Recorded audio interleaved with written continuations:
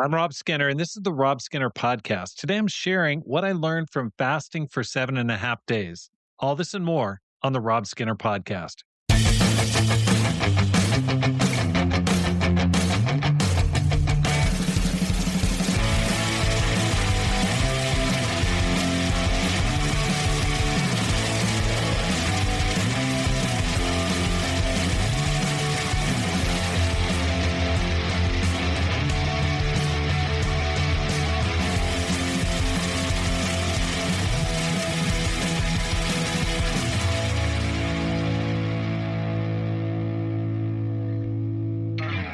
Welcome back to the Rob Skinner Podcast. My goal is to inspire you to live a no regrets life, make this life count, and multiply disciples, leaders, and churches. This last Monday, I just finished a 7.5 day fast. Here's why I did it and what I learned.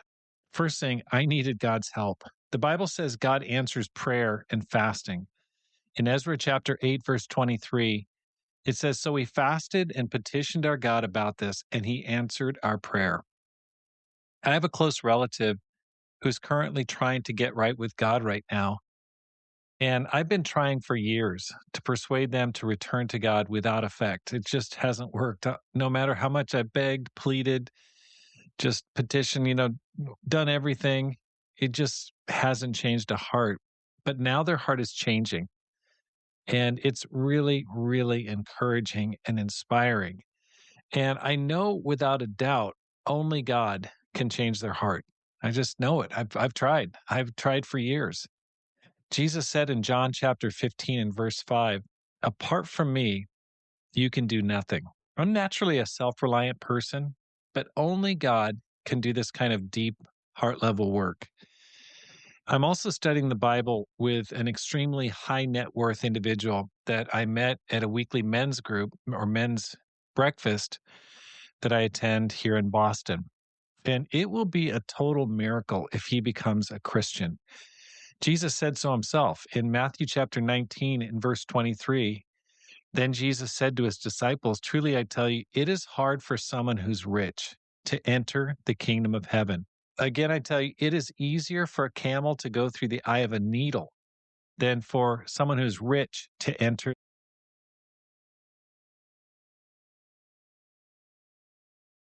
In the past of downplaying the power of God and thinking, oh, I'm going to be the exception to what he says. But I've learned a couple things over the years. And one thing is that if that's what Jesus says, it's exactly what he means. And I've just got to stick with it and go, okay, one, apart from him, I could do nothing. Two, it's tough for rich people to make it. And three, it's impossible. And so I better do something. I better go at it a different way. It's not going to be my razzmatazz or my personal experience or my teaching ability, years of experience, nothing. That counts for nothing. And if this man makes it, it will only be through God's calling and power, not through my planting and watering. Another desperate need was a lifelong friend, Barry Lusk, who nearly died from sepsis and who is slowly and still recovering in the hospital. And we love John and Barry so much. They've been great friends of ours since I was a young Christian when John and Barry moved from Louisiana to the Bay Area. And so it's been decades upon decades. And so for her, they just recently retired and then she got sick and nearly died. I mean, was on a ventilator for a number of days and she's slowly recovering in the hospital. So all these three things were happening. And I just thought, none of these things I can directly affect. None of these things I can push any buttons that will really have any power except just simply asking God and pleading with him to work in a way that I can't. And I just got to be honest. I don't like fasting. And the idea of fasting is a huge, huge barrier. Just the thought of it is just like, oh no, I don't want to do it. And at times I go, I should fast. And then I go, no, don't do it. And I like the idea of being closer to God, definitely. And Joel chapter 2, verse 12 advises that fasting is one way to get closer to God. When he says, return to me with all your heart with fasting and weeping and mourning. But I'm sorry. I just often find a reason not to fast. I mean, it's just to start with really tough and super demanding on your body. However, the huge need that I felt for supernatural help just overcame my reluctance. At some point, I'm just like, I just need to. I really need God here. And I know that Jesus assumes that we're going to fast because in Matthew chapter 6 and verse 16, he says, when you fast. He doesn't say if you fast. There's an assumption that we're going to fast. And he even says that in another passage when he says, when the bridegroom is no longer there, then they'll fast. And that's kind of the period that we're in. Another motivation for me to fast was I was reading from Seneca last summer on my sabbatical or career break. I took a few months off. And in that, it's great. It's great writing. It's just amazing to think this guy was not a Christian. He's just, but really a lot of teachings that I think are good for you on a emotional level and just personal level. But he recommends that you set aside a certain number of days during which you shall be content with the scantiest and cheapest fare or food. And ask yourself, is this the condition that I feared? And so basically, he compares it to like soldiers. He compares fasting or eating simple food or scanty food with soldiers drilling and preparing for battle. They do it during times of ease so that it's natural when the crisis happens, when battle begins. And so he also offers this. This is another thing that Seneca said. We have become accustomed to eating for pleasure, not for nourishment. Isn't that the truth? I mean, especially if you've grown up in America and the food is so rich, it's crazy. I mean, just you're choosing between Cheetos or Doritos. It's either brie cheese or Gouda. I mean, just like let's come on, guys, let's just talk about that. We're just talking about it's not like that's needed for nourishment, but man, and he also says, hunger will make even coarse bread delicious. So, my theme this year, my spiritual theme, and I've shared this before, is strict training that Paul talks about in 1 Corinthians chapter 9.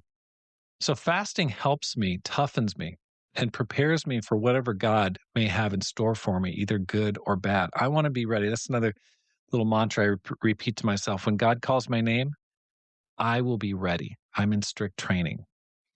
So now that the fast is over and done, yay, I'm really glad I did it. Here's what I experienced on the fast. Let me just kind of give you a little rundown. First of all, hunger pains were very manageable after the first day. I mean, the first day is like, okay, it's a little challenging. And actually, all the way until the very last night. So I started on Sunday night at 9 p.m. after church. I had dinner. And then the next day was okay, just a little challenging, but then it just was pretty good. It's weird how your body just kind of goes, okay, it gets trained. It just kind of shuts down and goes, all right, you're not getting any food here. I'm not going to worry about it. And then the very last day was just tough because that's when my mind started going, okay, it's just still tomorrow. I wake up, I'm going to eat tomorrow. So I think maybe it's more of a mental thing than anything. Like you're just thinking, just wishing. I wanted to fast forward my last day so that I could wake up Monday morning and eat. I was just like, okay, let's just wrap up these appointments. Let's move on. Let's go. I want to go to bed so I can wake up and eat. Another thing is eating food again. Once you start food, start eating it, it's not as great as your mind plays it up to be. Even though I was like, oh, I can't wait to taste that food. Once you eat the food, you go, it's pretty good. But it's for sure it's better than not eating, but not as good as your mind builds it up to be. So definitely the mind has a super big role to play here.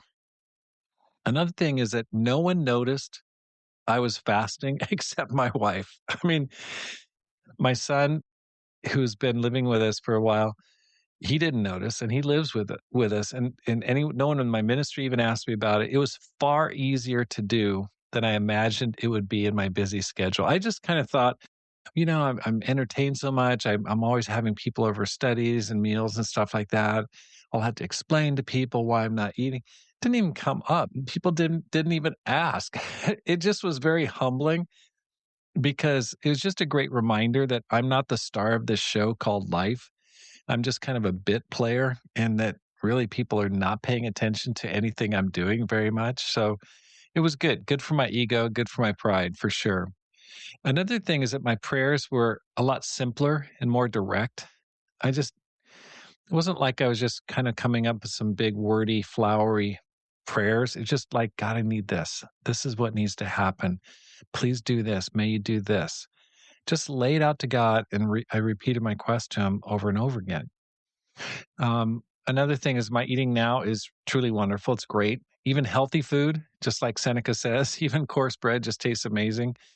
Like salad, I went back, and I was really careful when I went back that first day, especially to eat, like a good food that wasn't going to just like cause major stomach problems. And so even healthy food this week, like salad, tastes amazing and tastes satisfies like never before. Just it's a great practice. I lost about 15 pounds over the course of 180 hours or 7.5 days.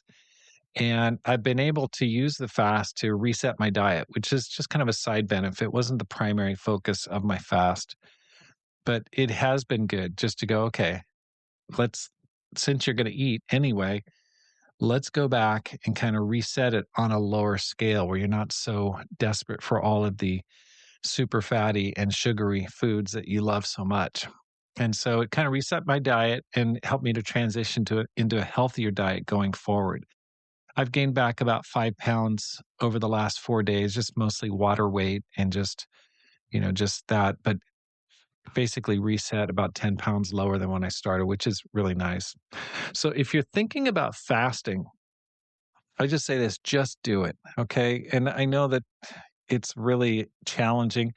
Don't need to fast for 7 days. You can just fast for a day, but don't let fear is the big thing. That's the thing.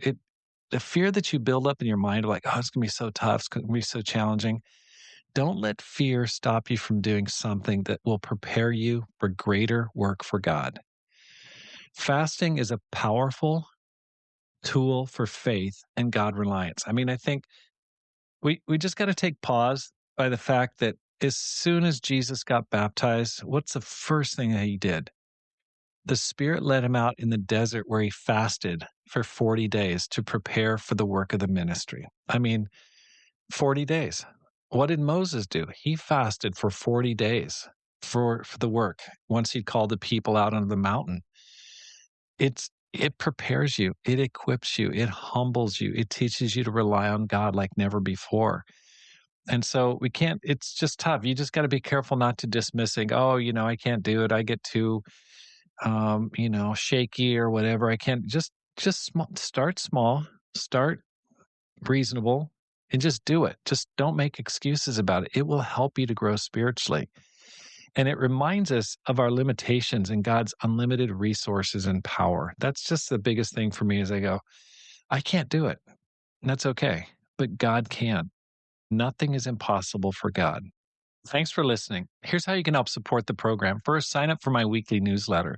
The link is in the show notes. And secondly, read and review my latest book, The 10X Christian. You can find it on my website, or you can go directly to Amazon.com.